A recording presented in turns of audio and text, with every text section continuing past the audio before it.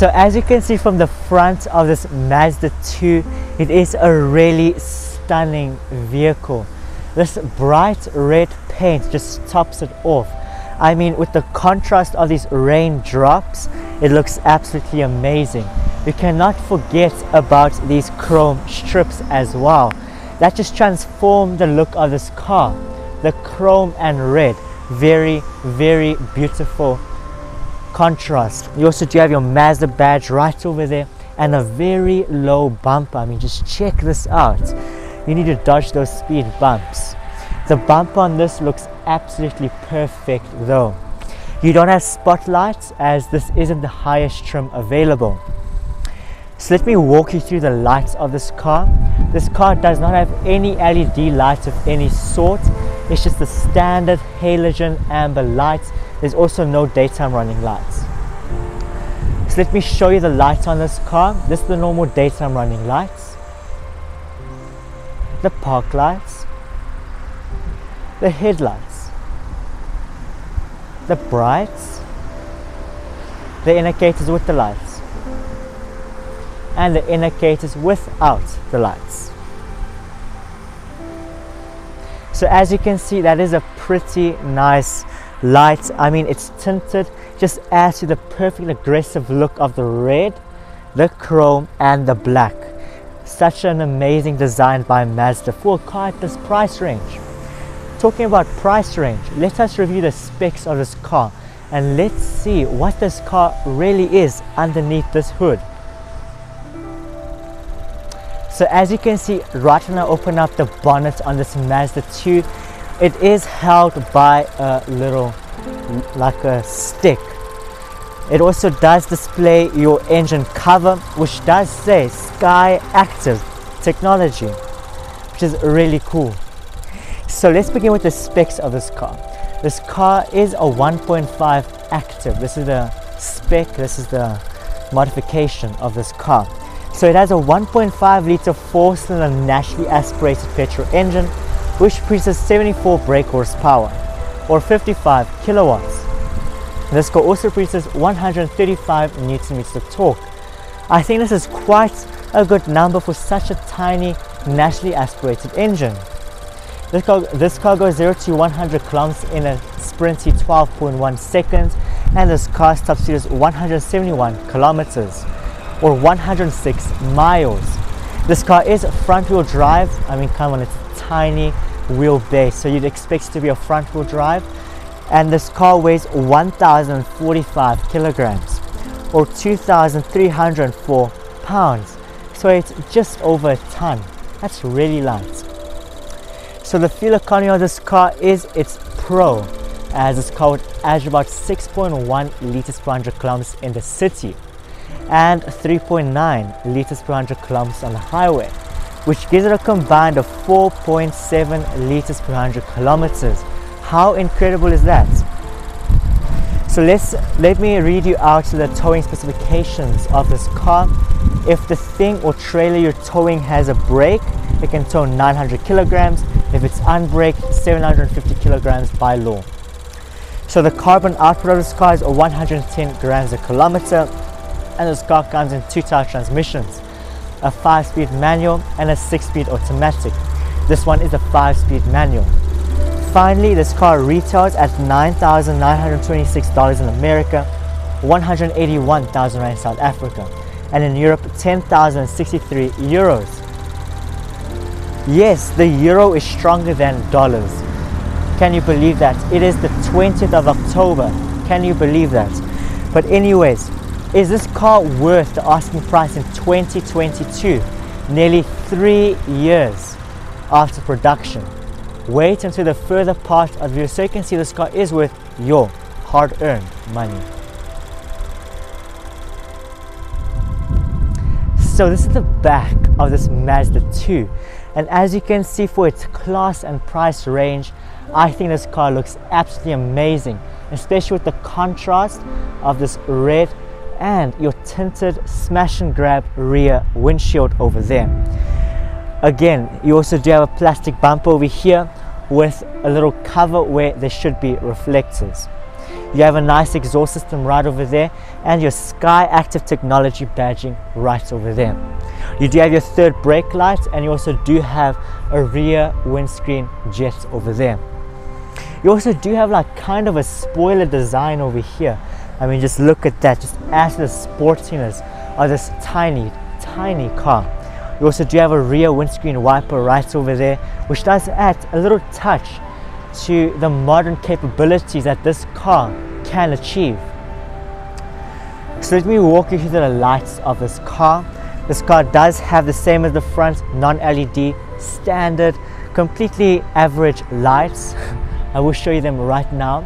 This is the daytime running lights, the tail lights, brake lights with the lights, indicators with the lights, indicators without the lights, brake lights without the lights, and finally you cannot forget about the reverse lights.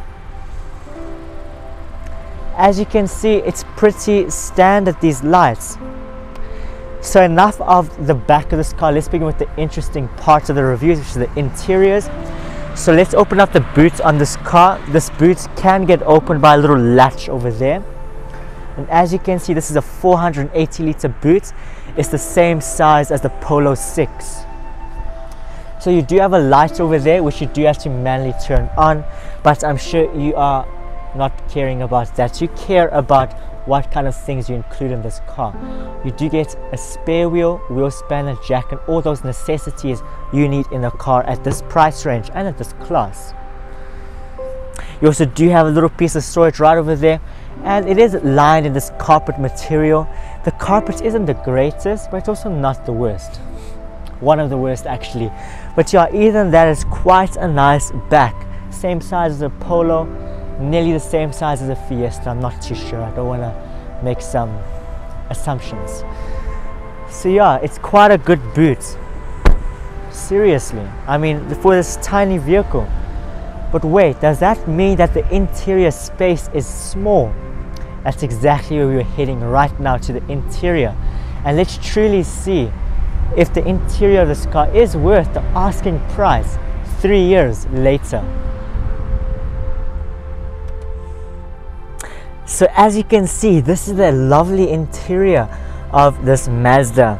And as you can see, it's such a modern interior for its price range and class. It's also quite a comfortable interior. I will give you my opinion afterwards. So let's begin with the center console of this car. As you can see, you do have your radio little right over there. You have your AC vents with your hazard switch right in the middle. You do have a little blank little thing over there, your AC, and then you also do have your CD changer right over there. So this car does have a CD. So let's begin with the air conditioning of this car. As you can see, it's a fully manually operated AC. When I say manually operated, I mean manually operates from the air circulation. As you can see, you have 4 fan speed modes, and you also do have your temperature, which does display in a blue and red line. You also do have an AC button right over there, and you can also change where the air circulation is coming from, the outside or the inside. And then you also do have your rear windscreen defroster right over there. That's the radio of this car. Alright, it's not really working, but I can tell you what this car actually has. It does have your FM, your AM, your CD, your aux. It also does have your Bluetooth audio. So it has all of your standard things that you do have. I don't know why it's not working, but hey, one day it will work. My apologies for that. So now this is the other part of the center console. As you can see, you have your USB and aux jack right over there. And you also do have your nice cigarette lighter with some storage. You have a 6-speed manual gearbox right over there. And you also do have your handbrake, 2 cup holders, and you also do have some storage right over there. You also do have some storage right at the back over there. So now this is the driver's side. It's quite an interesting design. I'll put up on the screen right now. As you can see, your speedometer is a nice big circle, max speed 220 kilograms. You have 2 little displays. The one on the left displays your temperature, your range, and it also does display your how much fuel you have in your tank, but it doesn't really display much things. Then on the left side, you do have your RPM gauge with your kilometer reading, your mileage. So let me show you what this little display over there displays. It does display your range, average fuel economy, instant fuel economy, average speed, and yeah, that's pretty much it. So yeah, that's pretty cool. It's pretty neat. This is the steering wheel. The steering wheel, it is a nice grippy steering wheel. It's pretty standard. On the left side, you do have your radio controls. Right side is blank, but you do have an airbag. This is the hood of this vehicle.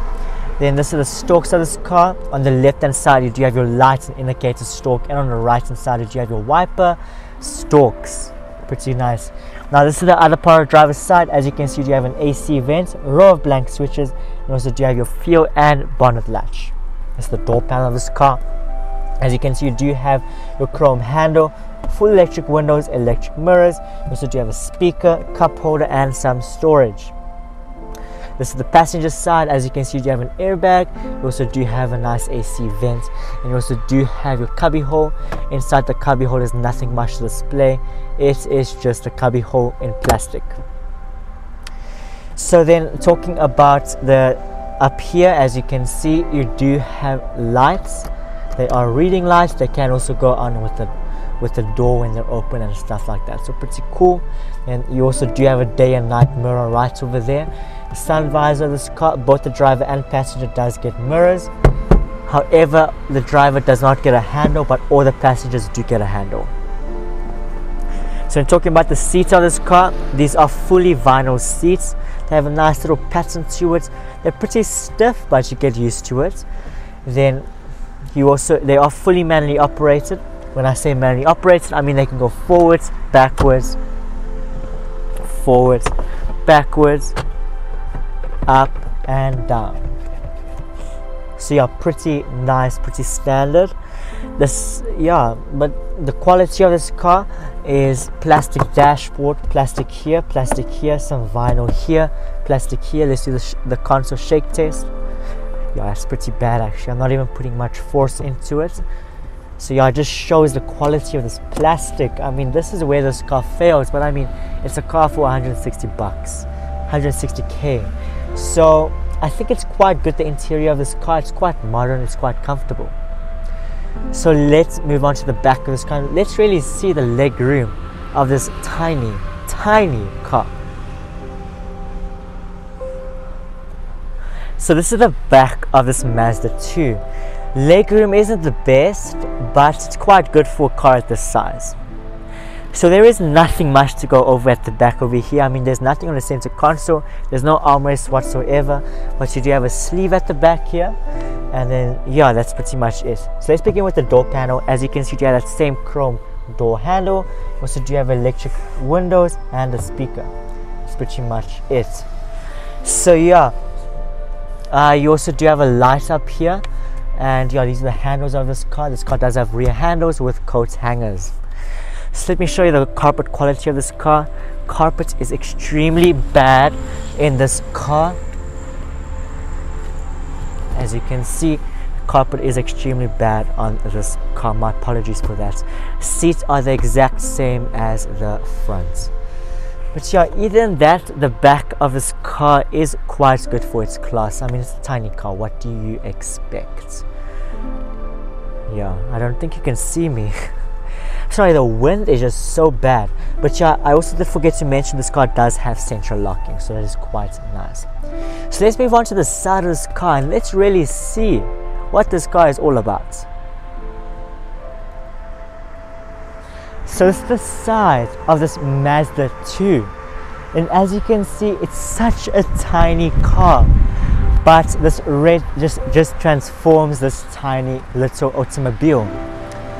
So let's begin with the basics. You do have your 16-inch steelies with drums at the back and discs at the front. It is pretty standard, pretty basic, pretty average for any car at this class, and of course size and price. So as you can see, you do have your color-coded handles and color-coded mirrors right over there. You also do have indicators located on the mirror, just adds to the modern touch of this car. This car is all about the tiny modernness and affordability. I mean, just look at this thing. You do have your tinted smash and grab windows right over there, and you also do have your antenna for your radio, AM and FM. Pretty cool. So my opinion on this car is I do think this is a great daily drive. I also do think this car is great for beginners that are just beginning their driving journey and for a long journey, because this car is affordable, reliable, low on maintenance, it's comfortable, good looking, and let's not forget, it is modern. I mean, just look at this beautiful red paint. So let me put the summary of the young Car Wiz scores on the screen right now. So as you can see, this car scored a pretty respectful 28 out of 50 for the daily scores and a very good 27 out of 50 for the weekend scores, which means this car scored a very well and deserved 55 out of 100. It scores really good for the class and price range of this car. Thank you for watching and have a happy new year. So if you have stayed till this far of the video, thank you very much for watching. I hope you enjoyed this video. If you did, remember to smash the subscribe button, like button, and turn on notifications so you never miss an upcoming video like this. What is your thoughts on this tiny daily driver? I would love to know your opinion down in the comment section below. So have a great day as always, and I'll see you in my next video. Goodbye. Coming up next on Young Car Wiz, I will be reviewing this very special 2021 VW Polo TSI GT. So please stay tuned. This is going to be an incredible video. It's an incredible car.